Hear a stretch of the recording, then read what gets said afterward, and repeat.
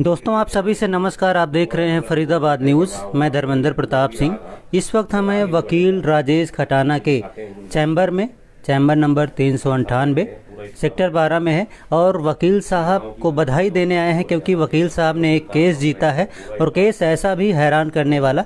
आप कैप्शन में देख रहे होंगे, एक प्रेमिका ने किसी कारणवश अपनी प्रेमिका से शादी नहीं की तो प्रेमिका ने अपनी मां के जरिए अपनी नाबालिग बेटी के बलात्कार के मामले में अपने प्रेमी को ही झूठा फंसा दिया। अभी वकील राजेश खटाना ने उसको बरी करा लिया है जिसको झूठा फंसाया था। तो वकील साहब बताएंगे कैसे इन्होंने बरी कराया और पूरा मामला वकील साहब ही समझाएंगे, बताएंगे। तो आइए इनसे बातचीत करते हैं। आप लड्डू वगैरह बांट रहे हैं, पूरा स्टाफ खुश है, क्या कारण है बताएंगे? देखिए सुंदर भाई, आज फरीदाबाद की कोर्ट ने एक बड़ा ऐतिहासिक फैसला सुनाया है। 10/9/2019 को फरीदाबाद के NIT महिला थाने में एक मुकदमा दर्ज होता है। उस मुकदमे में एक लेडी, बुजुर्ग लेडी, अपने नातिन जो उसकी बेटी थी, अपनी बेटी के प्रेमी के ऊपर आरोप लगाती है। वो अपनी जो बच्ची है वो अपनी मदर के बॉयफ्रेंड के ऊपर आरोप लगाती है कि उसने मेरे साथ गलत काम किया और मेरी नानी की गोदी से मुझे छीन के मेरे प्राइवेट पार्ट को छुआ और बाद में वो कई बार मेरे प्राइवेट पार्ट में फिंगर इंसर्ट करता था। उसके खिलाफ स्टार्टिंग में मुकदमा दर्ज हुआ 506 और 8 पॉस्को के तहत। बाद में जो उसके बयान 164 के हुए, बाकी दूसरे CWC के सामने उसके जो बयान हुए, उन बयानों में उस लड़की ने फिंगर इंसर्ट करने की बात की तो 6 और 10 पॉस्को उसमें ऐड हो गया। अच्छा।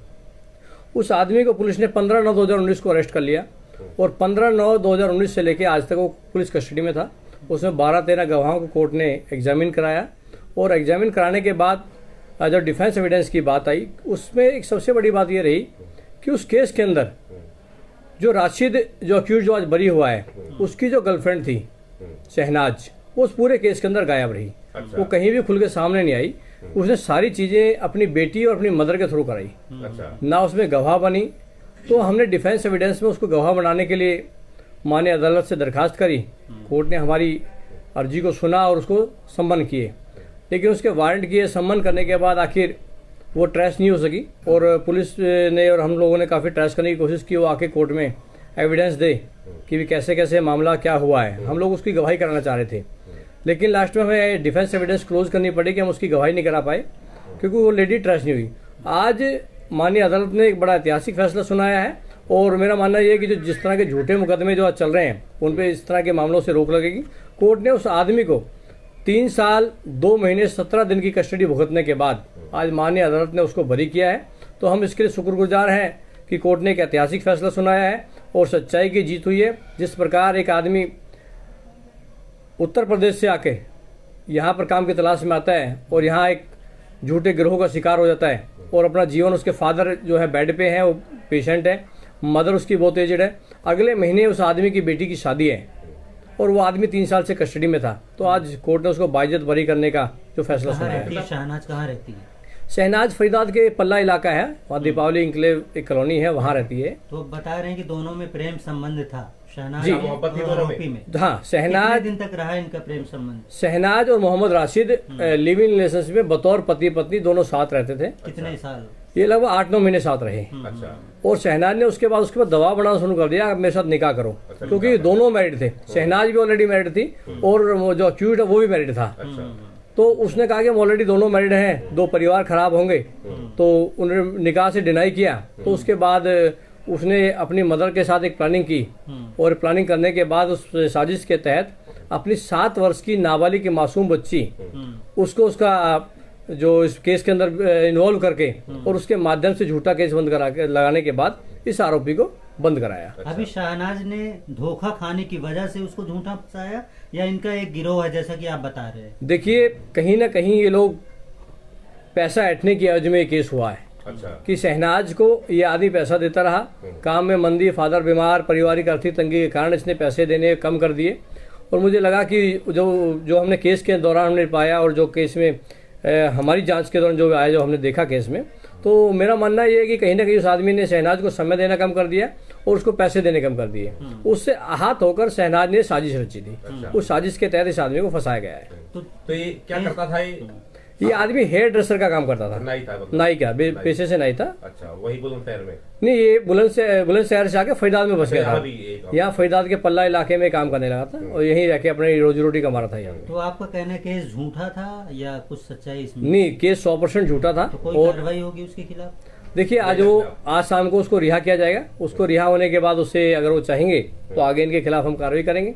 उस वक्त तो वो अक्यूज बाहर आने के बाद बताएगा कि मैंने खिलाफ कार्रवाई चाहता नहीं। अगर वो कार्रवाई के लिए कहेंगे तो आगामी जो कार्रवाई हम करने के लिए तैयार है, उसके खिलाफ कार्रवाई करेंगे। FIR नंबर वगैरह क्या था? FIR नंबर 161 था इसका जी, 2019 और महिला थाने में दर्ज होता। किसकी अदालत में ये फैसला सुनाया गया वकील साहब? ये एडिशनल सेशन जज ऑनरेबल जैस्मीन शर्मा की कोर्ट से, अच्छा। मैडम की कोर्ट से फैसला आया और मैडम ने बड़ा अच्छा फैसला सुना। उन्होंने बारीकी से सारे गवाहों को कराया और कराने के बाद एक एक चीज को ध्यान दिया और उसके बाद ये आज फैसला उन्होंने सुनाया है। शहनाज भी आई थी यहाँ पे?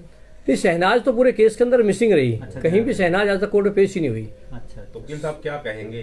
सत्य परेशान होता है लेकिन पराजित नहीं होता, क्या नहीं? हाँ, बिल्कुल मैं कहूंगा कि लोगों को न्यायपालिका में 3 साल तक जेल में रहा। लोगों को न्यायपालिका में विश्वास रखना चाहिए। और मेरा मानना यह है कि हमारी जो जुडिशियल सिस्टम में बैठे हुए लोग हैं, जो जज हैं, वो बड़े गहनता के साथ केस को देखने के बाद, कई लोग कहते हैं कि केस में बहुत टाइम लगता है, मैं उस बात से सहमत हूँ, टाइम लगता है। लेकिन टाइम लगने के पीछे कारण ये भी है कि कोर्ट बारीकी से एक एक चीज को देखता है और कोर्ट हमेशा कोशिश करता है कि कोई बेगुनाह आदमी ना फंसे। वही आज जैस्मीन शर्मा मैडम ने किया है कि एक बेगुनाह को सजा के बचाया है और उन्होंने जायज जो फैसला था, न्याय का जो फैसला था, मैं माना जुडिशरी ने बिल्कुल अपना फर्ज अदा किया है। आपने कितने साल फाइट की इस केस में? देखिए, मैं इस केस में पिछले 1 साल से आया था। पहले इसमें और वकील साहब थे। 1 साल पहले दिल्ली के रिटायर्ड जज ने मुझे इस केस के लिए रेफर किया, उसके बाद उन्होंने मेरा रेफरेंस दिया था। फिर उसके बाद मैं इस केस में आया तो उसे मैं कई गवाह मेरे सामने हुई, आर्गूमेंट मैंने किया और गवाहियां मैंने कराई थी इस केस में। चलो फिर आपको बधाई हो। शुक्रिया, धन्यवाद जी। अपनी टीम का भी परिचय कराइए हमारे चैनल से। देखिए पूरी टीम है, बड़ी लंबी संदीप टीम नाम है इनका भाई साहब? संदीप खटाना जी हैं, मैडम पूरा का? टीम, प्रीति चंचल, अच्छा, करिश्मा हरसाना, सबनम खान, नीतीश नागर एडवोकेट, ये सारे हम सब जो साथियों ने मिलकर मेहनत की और सबने मेरा मानना है कि बराबरी से सबकी मेहनत रही है और सारी टीम को इसका श्रेय जाता है। और इन लोगों की बदौलत, सबके साथ के बदौलत हम अच्छा एक परिणाम लोगों को दे पा रहे हैं। ठीक हो इनका? तो मिठाई वगैरह खिलाइए फिर जो है। शुक्रिया जी, धन्यवाद। क्योंकि देखिए वकील साहब ने काफी मेहनत किया, केस फाइट किया और जीत भी लिया, बरी भी करवा दिया, तो काफी अच्छा है। बड़ी खबर है फरीदाबाद से। तो मिठाई भी खिलाएंगे वकील साहब। सुन रहे आप लोग? आपने सुना होगा कई बार ऐसे झूठे मामले दर्ज किए जाते हैं, लेकिन 5 साल बाद पता चलता है कि मामला झूठा था। हाँ, आप खाइए सर। हाँ, पूरा ले लो भाई, पहले आप खाएंगे आप तो पूरा लो, कुछ सुन रहे ना। तो मिठाई खाइए। देखिए सच की मिठाई है। काफ़ी मेहनती हैं वकील साहब, काफ़ी मेहनती हैं, काफ़ी मेहनत करते हैं। अब केस जीते हैं तो हमें भी बताते हैं, हमें भी खुशी होती है। 398 चैम्बर है सेक्टर 12 में। एडवोकेट राजेश खटाना सीनियर वकील हैं फरीदाबाद के, केस जीते हैं, उसी के उपलक्ष्य में ये मिठाई वगैरह खिला रहे हैं। बाकी कोई और अपडेट होगी आपको बताते रहेंगे। फरीदाबाद न्यूज़ से धर्मेंद्र प्रताप सिंह, नमस्कार।